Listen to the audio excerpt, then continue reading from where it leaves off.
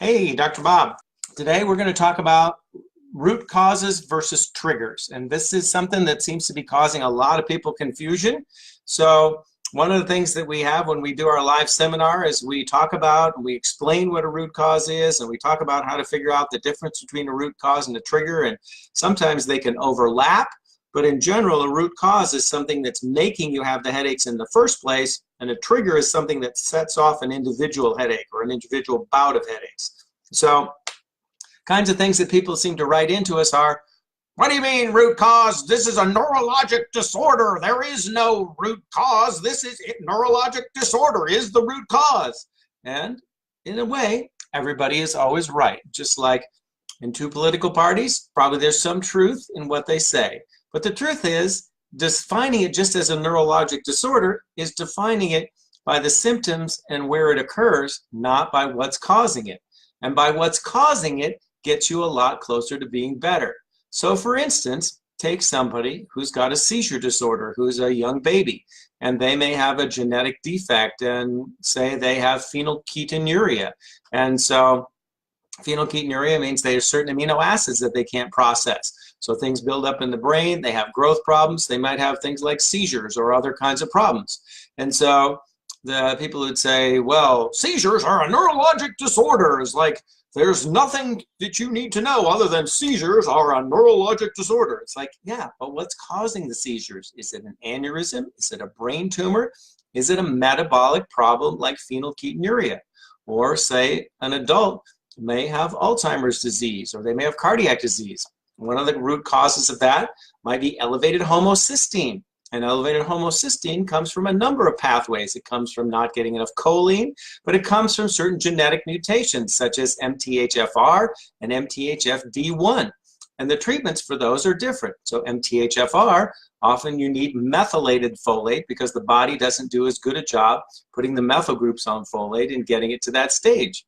But if it's MTHFD1, which is a slightly less well-known gene, you need folinic acid instead of folate. And so we're talking about metabolic pathways, which are biochemical. They're not visible, but they're biochemical, they're real, and they're root causes leading to the elevated homocysteine.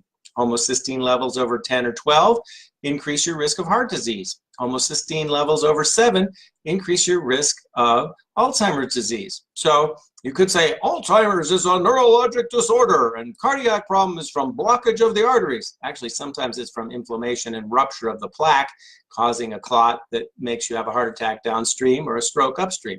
But leaving that nuance aside, when we just say it's a neurologic disorder rather than what is the neurologic disorder from, then we're doing ourselves a disservice. The service is to look for different kinds of root causes.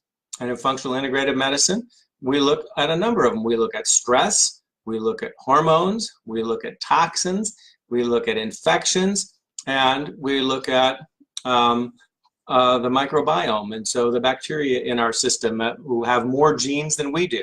So when we look at a variety of root causes, we can see different things affect different people. So you could say, well, low IQ is just a genetic problem, or it's just a neurologic problem. It's like, yeah, but what if it's from lead poisoning? Lead poisoning is very treatable. And so it's not just the end result, it's not just the symptom that we're looking for the upstream part. So when you think of root cause, think of what's upstream that's interfering with either the development of the nervous system or the nervous system's ability to function. And so it may be that it impairs the cellular function, it impairs the transmission between cells, might mean it makes the cells too twitchy so they go off when they're not supposed to. That might trigger a migraine, or it might trigger a seizure. So there are folks who have migraine and seizures together. There's actually a name for that overlap syndrome called migralepsy. And so that's because migraine and epilepsy are so common to occur together in terms of each one of them has an increased risk of the other, that neurologists have coined the term migralepsy. So it is true that it's a neurologic disorder, but it's also true that there may be a number of root causes. And that's what we do in Conquering Migraine and our other approaches, is we look for those root causes and things that will help you unwind, unravel, and improve your headaches. So thank you so much for joining us. You all take care.